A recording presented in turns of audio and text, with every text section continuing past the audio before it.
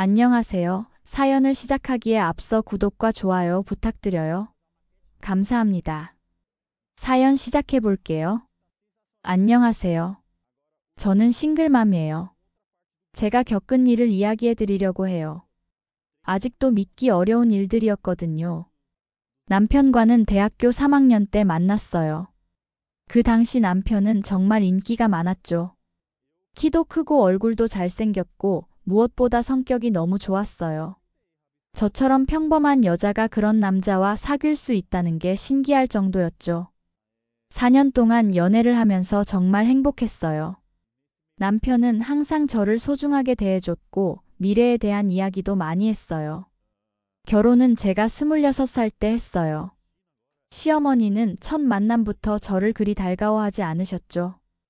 우리 아들한테는 더 좋은 집 딸도 많은데라는 말씀을 자주 하셨어요. 그래도 남편이 워낙 저를 사랑한다고 하니까 어쩔 수 없이 결혼을 허락해 주셨죠. 신혼 초에는 정말 행복했어요. 남편도 저를 많이 아껴줬고 시댁 식구들도 겉으로는 잘해주셨어요. 그런데 한 가지 이상한 점이 있었어요. 보통 시댁에서는 며느리에게 아이 언제 낳을 거냐고 재촉하기 마련인데 저희 시댁은 전혀 그런 말씀을 안 하시는 거예요. 오히려 시어머니가 너희 둘이서만 행복하게 살아도 된다고 하시고 시아버지도 요즘은 아이 없이 사는 부부들도 많다더라고 하시는 거예요. 처음에는 시댁이 참 개방적이구나 생각했어요.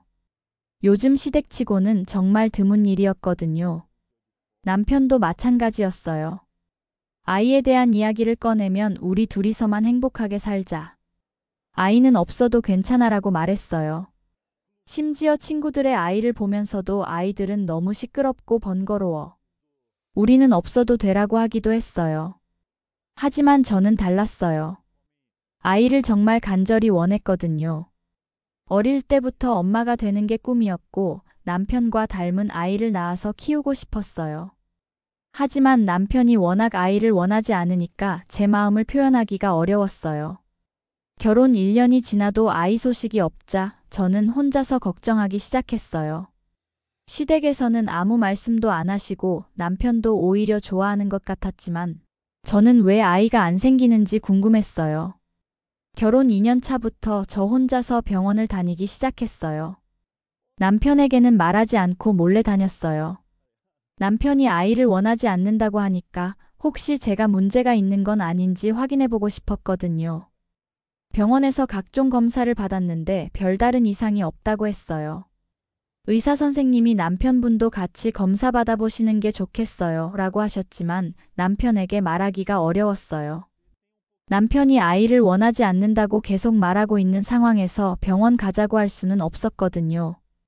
그렇게 3년, 4년이 흘렀어요. 저는 점점 더 아이에 대한 갈망이 커졌어요. 친구들이 결혼해서 아이를 낳는 모습을 보면 정말 부러웠어요. 하지만 남편은 여전히 우리 둘이서만 살자고 했고 시댁에서도 너희만 행복하면 되라고 하셨어요. 가끔 혼자서 눈물을 흘렸어요. 왜 남들은 쉽게 아이를 갖는데 저는 안 되는 걸까? 정말 제게 문제가 있는 건 아닐까 하는 생각이에요. 하지만 누구에게도 말할 수 없었어요. 남편도 시댁도 아이를 원하지 않는 것 같았으니까요. 결혼 5년 차가 되었을 때 저는 다시 병원을 찾았어요. 이번에는 더 정밀한 검사를 받고 싶었어요. 하지만 결과는 마찬가지였어요. 제게는 아무 문제가 없다는 거였어요. 의사 선생님이 다시 한번 말씀하셨어요. 남편분 검사가 필요해요. 불임의 원인이 남성에게 있는 경우도 많거든요. 하지만 저는 여전히 남편에게 말할 용기가 없었어요. 그 무렵 친구들과 만났을 때 아이 이야기가 나왔어요.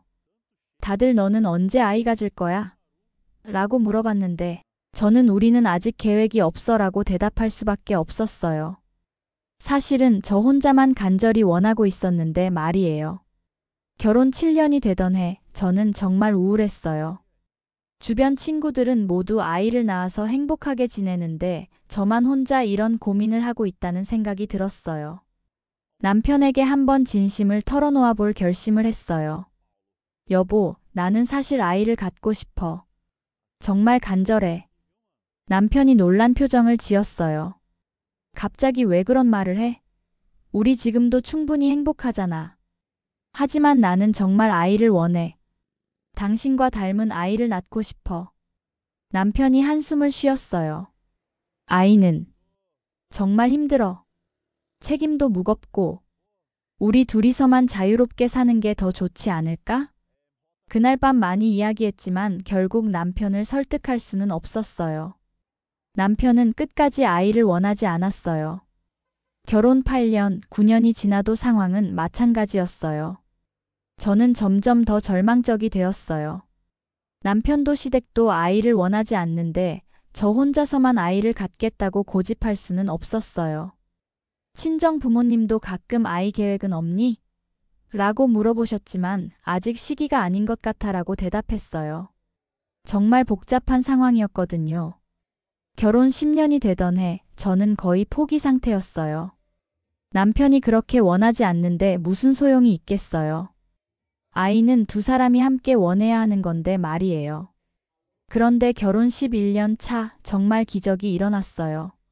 생리가 늦어져서 혹시나 해서 임신 테스트기를 해봤는데 두 줄이 나타나는 거예요. 처음에는 정말 믿을 수가 없었어요. 11년 동안 없던 아이가 갑자기 생기니 쉽게 믿을 수가 없었어요. 몇 번을 더 해봐도 계속 두 줄이었어요. 병원에 가서 확인해 보니 정말 임신이 맞았어요. 의사 선생님도 축하드려요 라고 하시는데 저는 기쁜 마음보다 당황스러운 마음이 더 컸어요. 집에 돌아와서 어떻게 남편에게 말해야 할지 고민했어요. 남편이 그렇게 아이를 원하지 않았는데 갑자기 임신했다고 하면 어떤 반응을 보일까요? 마침 그 주말에 시댁 모임이 있었어요. 시부모님 결혼기념일이라 온 가족이 모이는 자리였거든요. 저는 이 기회에 임신 소식을 알리는 게 좋겠다고 생각했어요. 좋은 소식은 다 같이 모인 자리에서 전하는 게 맞다고 생각했거든요. 시댁에 갔을 때 정말 온 가족이 다 모여 있었어요. 시부모님, 시누이 부부, 시아주버님까지요. 다들 화기애애하게 이야기하고 있었어요. 식사를 마치고 디저트를 먹으면서 저는 용기를 냈어요. 이렇게 좋은 자리에서 임신 소식을 전하면 다들 기뻐하실 것 같았거든요. 어머님, 아버님, 그리고 여보. 좋은 소식이 있어서요. 가족들의 시선이 저에게 집중되었어요. 저는 떨리는 마음으로 말했어요. 제가 임신했어요. 그 순간 방 안의 분위기가 완전히 얼어붙었어요.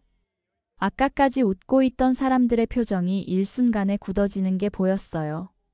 시어머니의 얼굴이 새하얘지셨고 시아버지는 수저를 떨어뜨리셨어요. 시누이는 어머 라고 말하다가 입을 다물었어요. 그때 시어머니가 갑자기 화를 내기 시작하신 거예요. 이 불려우 같은 것, 네가 지금 임신을 했다고? 그 애 어디서 만들어 왔니? 저는 순간 귀를 의심했어요. 이런 좋은 자리에서 이런 말씀을 하시다니요. 어머님, 그게 지금 무슨 말씀이세요? 이 아이는 당연히 저희 아이예요. 시아버남도 끼어들었어요. 그 아이가 정말 찬수애라고. 그게 말이 돼. 시아버님 말이 끝나기 무섭게 시어머니는 더 화를 내셨어요. 무슨 말이긴. 우리 아들은 애초에 아이를 가질 수 없다고. 그런데 네가 임신을 했다고? 그게 무슨 말이겠어? 시누이가 저를 바라보며 말했어요. 언니, 진짜 임신한 거 맞아? 그럴 수가 없는데. 온 가족이 모인 자리에서 이런 모욕을 당하다니 저는 정말 죽고 싶었어요. 그 순간 저는 깨달았어요. 이들이 뭔가 숨기고 있다는 것을요. 11년 동안 아이 문제로 저를 재촉하지 않았던 이유, 남편이 계속 아이를 원하지 않았던 이유. 모든 게 연결되기 시작했어요. 왜 이렇게 반응하세요? 이 사람이 애를 가질 수 없다니 그건 또 무슨 말이에요? 시어머니와 시아버님이 서로 눈치를 보더니 결국 시아버님이 입을 열었어요. 찬수 이 녀석 불임이라고. 그런데 지금 네가 임신을 했다는 거 아냐? 이게 있을 수 있는 일이냐고. 너 어디서 뭔 짓을 하고 다닌 거냐? 그 순간 정말 하늘이 무너지는 것 같았어요. 11년 동안 저 혼자서만 아이를 간절히 원하고 괴로워했는데 사실은 남편이 불임이었다는 거예요. 그것도 저만 모르고 있었던 거예요. 그럼 지금까지 남편이 불임인걸? 저만 모르고 있었다는 거예요? 전부 절 속이신 거예요? 전 남편한테 말했어요. 11년 동안 나 혼자 바보처럼 아이를 원하고 있을 때 당신은 자신이 불임이라는 걸 알고 있었다는 거야? 남편의 표정이 돌변했어요. 야, 지금 그게 중요해? 네 뱃속에 그 애 누구 새끼야? 어디서 어떤 놈과 붙어먹은 거야? 저는 믿을 수가 없었어요. 11년을 함께 산 남편이 저에게 이런 말을 하다니요. 당신 미쳤어? 나는 당신 외에는 다른 남자를 본 적도 없어. 거짓말하지 마. 나는 아이를 가질 수 없다고. 그런데 어떻게 임신을 해? 어디서 누구랑 놀아났어? 남편이 소리를 지르며 화를 냈어요. 너 같은 더러운 여자랑은 더 이상 못 살아. 이혼해. 그 후로 시댁의 태도는 완전히 달라졌어요. 저를 바라보는 눈빛이 혐오로 가득했어요. 시어머니는 계속해서 독서를 퍼부었어요. 이런 불결한 것이 우리 집에 들어와서 11년 동안 얌전한 척하더니 밖에서 다른 남자랑 바람을 피워? 시아버지도 마찬가지였어요. 어디서 저런 더러운 것이 들어왔나? 우리 아들을 속이고 다른 남자 새끼를 베고 와서는 이런 모욕적인 말들을 계속 들어야 했어요. 남편도 저를 계속 의심하며 못되게 굴었어요. 저는 결백하다고 하는데도 아무도 제 말을 믿지 않았어요. 저는 정말 억울했어요. 11년 동안 저 혼자서만 아이를 간절히 원했고 남편은 불임이라는 사실을 숨기고 있었는데 정작 기적처럼 임신하니까 저를 더러운 여자 취급하는 거예요. 결국 시댁에서 이혼을 강요했어요. 시어머니가 소리쳤어요. 이런 부정한 년과는 당장 이혼해라. 더 이상 꼴도 보기 싫다. 시아버지도 마찬가지였어요. 남편도 저를 끝까지 믿어주지 않았어요. 이혼 절차를 밟는 동안 정말 힘들었어요. 결국 임신 4개월 차에 이혼이 성립되었어요. 저는 친정으로 돌아갔어요. 그리고 친정에서 홀로 출산 준비를 했어요. 정말 외로웠어요. 그렇게 출산일이 다가왔어요. 저는 15시간의 진통 끝에 건강한 아들을 낳았어요. 아이를 처음 봤을 때 정말 깜짝 놀랐어요. 전 남편과 똑같이 생겼더라고요. 특히 전 남편 왼쪽 팔에 있는 특이한 점까지 똑같은 자리에 있었어요. 아이가 태어나고 한 달 후 저는 시댁에 가서 아이를 보여주기로 했어요. 억울한 제 결백을 증명하고 싶었어요. 시댁 문을 두드렸을 때 시어머니가 나오셨어요. 저를 보자마자 인상을 찌푸리며 여기가 어디라고 온 거냐고 하시더라고요. 그리고 아이를 보여드렸을 때 시어머니의 표정이 순간 굳어졌어요. 시아버님도 나와서 아이를 봤어요. 모두들 말을 못하더라고요. 너무나 남편과 닮은 모습에 당황하시는 게 역력했어요. 정말 유전자의 힘은 대단하다고 생각될 정도로 닮아 있었거든요. 특히 남편 왼쪽 팔에 있던 특이한 점까지 똑같은 자리에 있었어요. 시어머니가 떨리는 목소리로 말씀하셨어요. 그럴 리 없어. 무슨 수작이야. 어디서 이런. 그런데 아이 왼쪽 팔에 있는 점을 보곤 확실히 놀라시더라고요. 그래서 전 유전자 검사를 하자고 제안했어요. 그리고 며칠 후 유전자 검사 결과가 나왔어요. 99.99% 친자 확률이었어요. 제 아들은 틀림없이 남편의 친자식이었어요. 검사 결과를 받은 시댁에서는 완전히 난리가 났어요. 시어머니는 그 자리에서 주저앉으셨어요. 이럴 수가. 정말 우리 손자라는 거야? 어떻게 이런 일이? 시아버지의 반응도 마찬가지였어요. 남편도 결과를 보고 얼굴이 창백해져서는 제게 말했어요. 정말 내 아이였구나. 미안해, 정말 미안해. 하지만 저는 차갑게 대답했어요.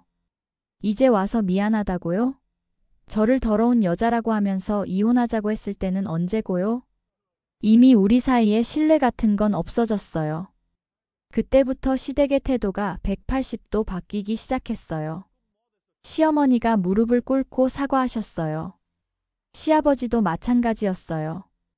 우리가 정말 큰 실수를 했다. 용서해다오. 하지만 저는 쉽게 용서할 수 없었어요.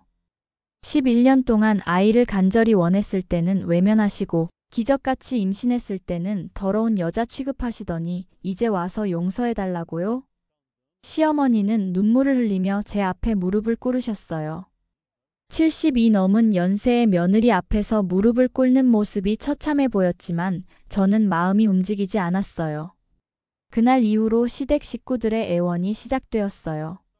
시어머니는 거의 매일 전화를 걸어오셨어요. 새벽에도 밤늦게도 전화가 왔어요.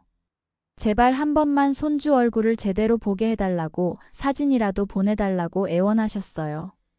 전화를 받을 때마다 시어머니의 목소리는 더 절망적이 되어갔지만 저는 제가 받은 모욕에 비하면 이 정도는 아무것도 아니라고 단호하게 말했어요. 전 남편도 끈질기게 연락해왔어요. 다시 시작하자고, 자신이 정말 잘못했다고, 우리 아이를 함께 키우자고 했지만 저는 거절했어요. 이미 이혼한 사이고 저는 제 아이와 둘이서 잘 살겠다고 말했어요. 시댁에서는 양육비라도 주겠다고 뭐든지 도와주겠다고 했지만 저는 모두 거절했어요. 시간이 지날수록 아이는 님편과 더 닮아갔어요. 하지만 저는 마음을 열지 않았어요. 그들이 저에게 한 일은 단순한 실수가 아니었어요. 11년 동안 저 혼자만 아이를 원할 때의 외로움, 임신했을 때 받았던 치욕적인 모욕, 그리고 이혼까지 강요당했던 모든 상처들이 하루아침에 용서될 수는 없었어요. 그들의 연락은 지금도 계속되고 있어요. 명절 때마다, 아이 생일 때마다, 심지어 제 생일에도 연락이 와요. 하지만 저는 여전히 거절하고 있어요. 아이가 클수록 그들의 후회는 더 커질 거예요. 손주의 첫걸음도, 첫 말도, 유치원 입학도 모든 소중한 순간들을 놓치고 있다는 사실이 그들에게는 가장 큰 벌이 될 거예요. 저는 지금 정말 행복해요. 11년을 기다린 끝에 얻은 소중한 아들과 함께하는 매일이 기적 같아요. 그토록 바라던 엄마가 되어서 아이의 웃음소리를 듣고 작은 손을 잡고 밤에 자장가를 불러주는 이 모든 일상이 너무 소중해요. 아이는 건강하게 자라고 있고 저는 세상에서 가장 행복한 엄마가 되었어요. 그들이 아무리 후회하고 애원해도 저는 마음을 바꿀 생각이 없어요. 이것이 그들이 저에게 한 일에 대한 대가예요. 저와 제 아이는 그들 없이도 충분히 행복하게 살 수 있고 실제로 지금도 그렇게 살고 있어요. 아이가 나중에 자라서 아빠나 할머니, 할아버지를 만나고 싶다고 한다면 그때 다시 생각해 볼 수도 있겠지만 지금은 아니에요. 지금은 저와 아이 둘만의 일상이 더 소중하니까요. 제 긴 이야기를 끝까지 들어주셔서 감사합니다. 구독과 좋아요, 알림 설정까지 잊지 마세요.